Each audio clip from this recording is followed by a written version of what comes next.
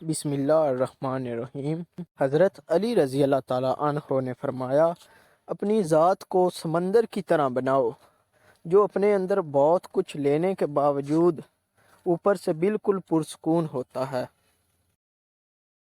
اس شخص میں ہرگز دلچسپی نہ لو جو تم سے دوری اختیار کرے۔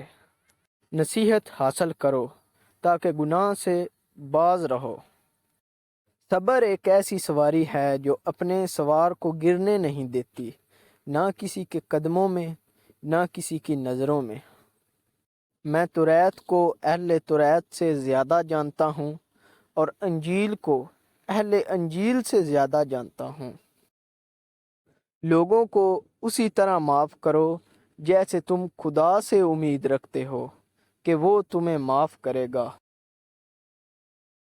ہر کسی کو اتنی اہمیت دو جتنی وہ تمہیں دیتا ہے۔ تم کم دو گے تو مغرور کہلاؤ گے، زیادہ دو گے تو خود گر جاؤ گے۔